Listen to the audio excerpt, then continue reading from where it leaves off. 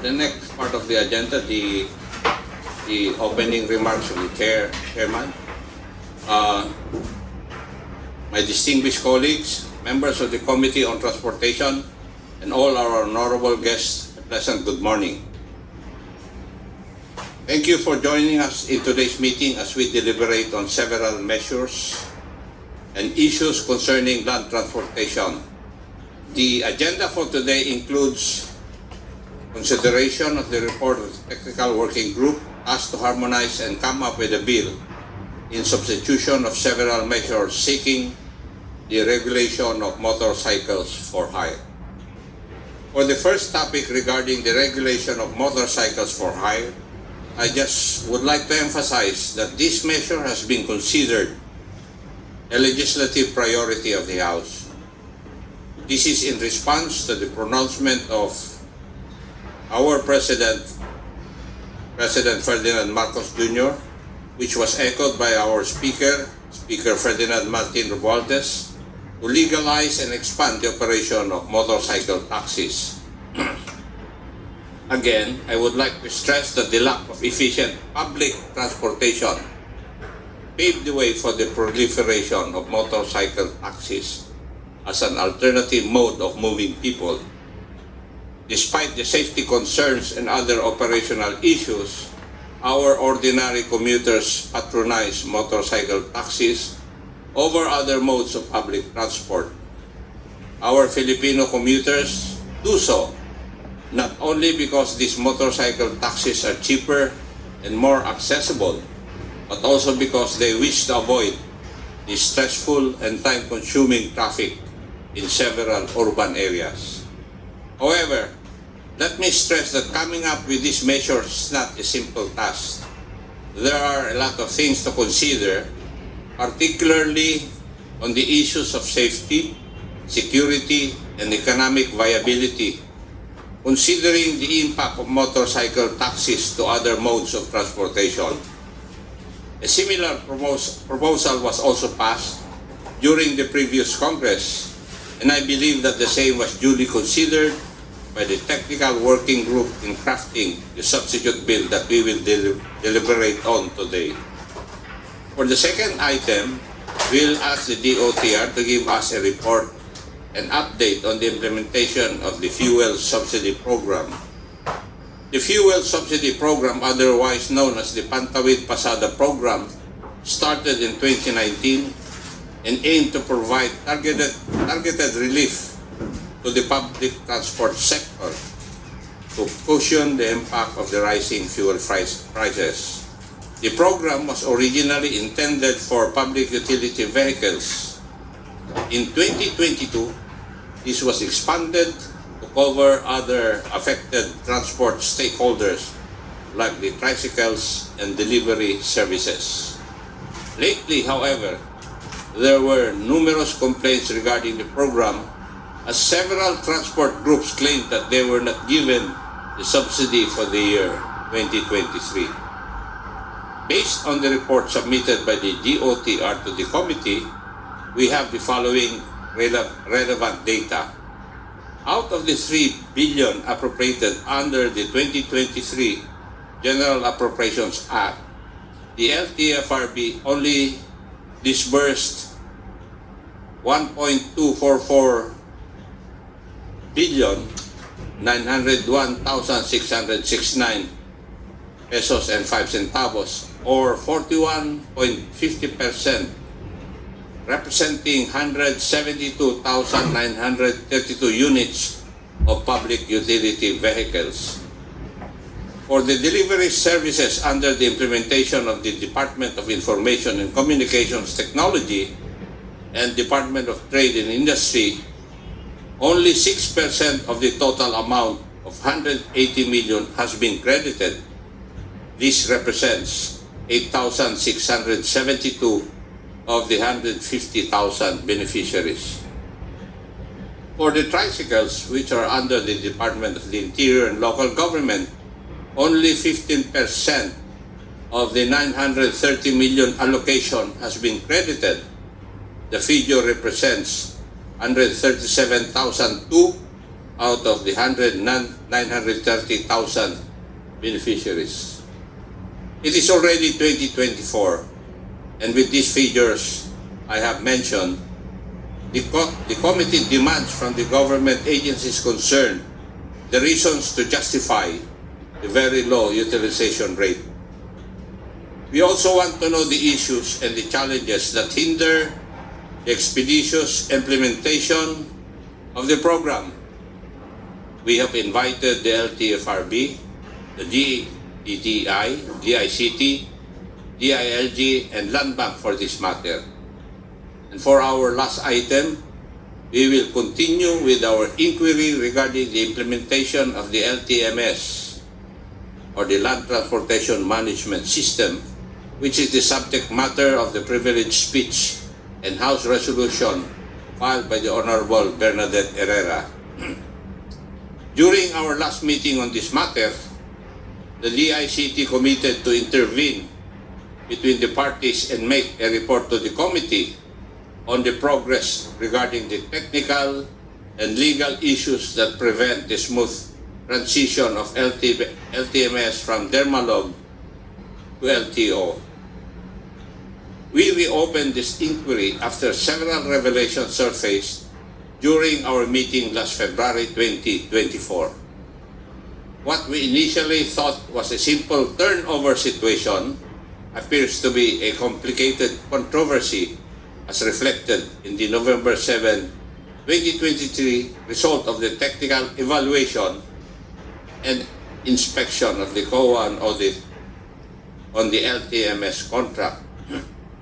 The COA report cited several significant findings that include, among others, non-compliance of the technical aspects of the items delivered by Dermalog, delayed and incomplete deliveries despite complete payment, unlawful extension of contract period, premature issuance of certificate of completion and acceptance, unclear LTO specifications under the terms of reference, violation of the IRR of Republic Act 9184, otherwise known as the Government Procurement Reform Act, pertaining to the modification or amendment of the contract, lack of interconnectivity between LTO and other government agencies, exclusion in the contract of off-site backup facility, which is vital in LTO implementation and operations, non-compliance of Dermalog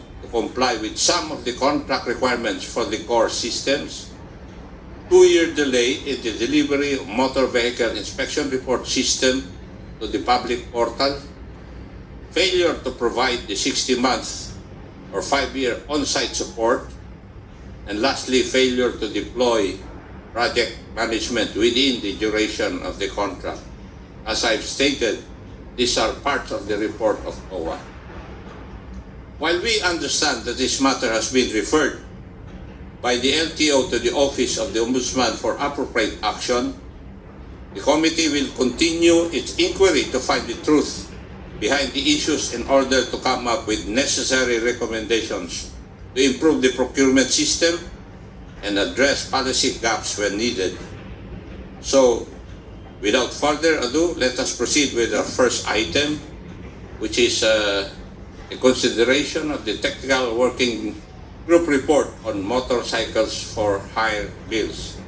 Now, as is the protocol, the committee will go line by line so far as the substitute bill is concerned. This is primarily for the reason that it will educate this chair and the chairman of the TWD when they will defend the substitute bill in the plenary session. So, under Section 1, this act shall be known as the Motorcycles for Hire Act. Are we agreed? And so far as the title of the substitute bill is concerned, DOTR? No objections to this? So far as Section 1 of the substitute bill is concerned? Defer to the guidance of the Mr. Chair. We have no objection, Mr. Chair. To the proposal? Objection. The members of the technical working group? No objection. No objection to part of TWG, Mr. Chair. Yeah, line 11, that's the term. Yeah. Any other comments? The resource persons? And so we go to the next. Your Honor, please. Yes, please identify yourself. Roberto Martin po, ka-Obet ng Pasang Basta, Your Honor. You have the floor. Pakiulit, sir, Your Honor. You have the floor. Pwede ka na Maraming magsalita. salamat po. At tungkol po dun sa motorcycle taxi, Your Honor. Mr. Chair, palagay ko, sa dami ho ng modern transportasyon ngayon, mana ho siguro yung andyan ng motorcycle taxi, huwag na ho tayong magdagdag. Pagkat napakabigat na ho ng mga sitwasyon namin sa ngayon. At po kami ay naapektuhan sa public transport, sa PUJ, even buses, taxis, purpose are being affected with this motorcycle tax. Yan na nga po, Mr. Chair, yung door-to-door. Sa bahay po, at sa trabaho, pawala na rin po ng hanap po yung ating mga kasama sa hanap po yung tatlong gulong na tricycle. So, kahapon po ay nagkaroon kami ng pagpupulong sa MMDA, sa Senate Chairman Don. Mr. Martin, let me cut you there. Yes, sir. Dito na po tayo sa pag-tackle, approval ng substitute bill. Are you not invited sa technical working group? Hindi po kami naimbitahan, Mr. Chair.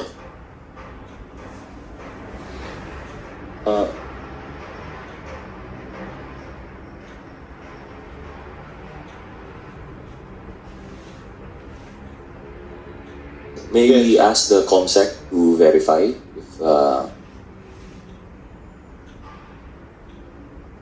We'll verify the record, sir. Baka hindi lang naka-attend si Mr. Robert Martin. But we invited public transport, sir. jeepneys.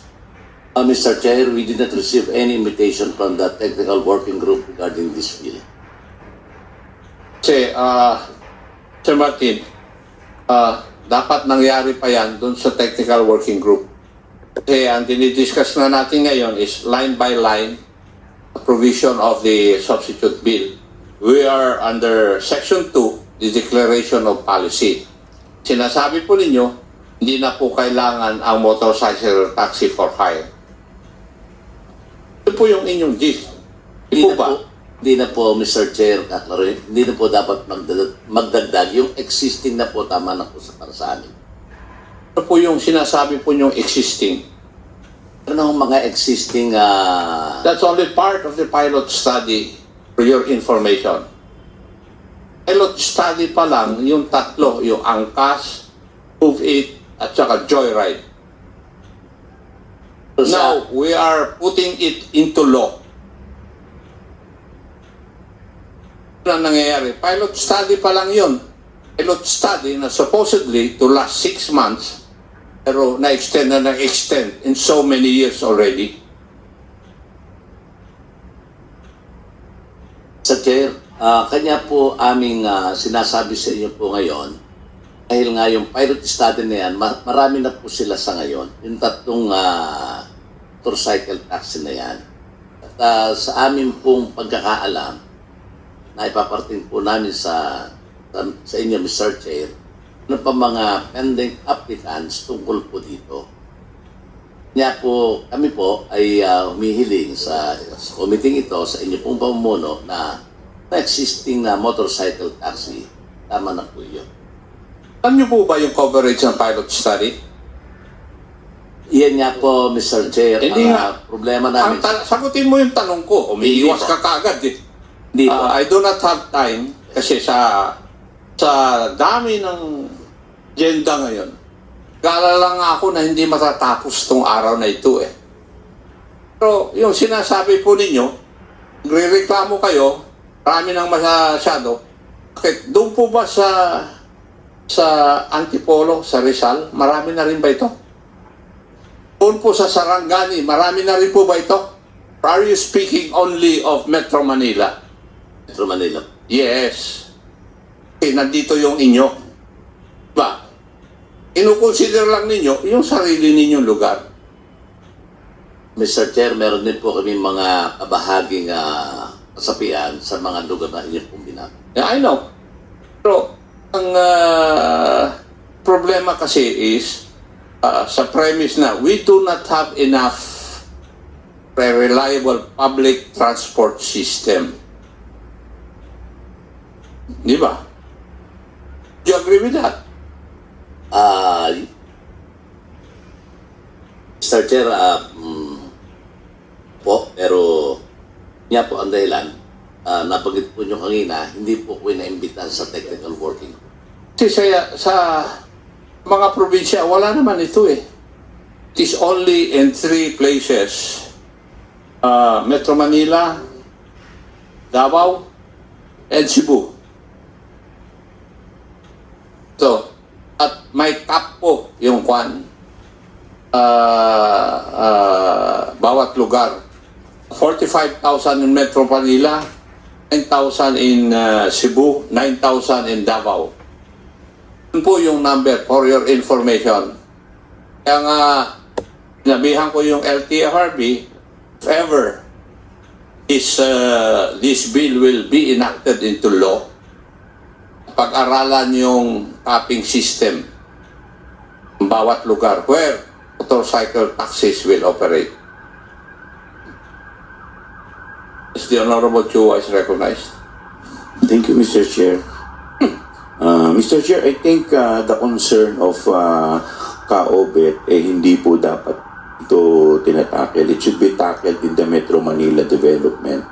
So, kasi po, what we are tackling right now is the motorcycle taxi na nagko-concern po sa buong Pilipinas. So, hindi naman natin po dito nakalagay yung limited na ano lang eh. But of course, I understand the concern of Obet.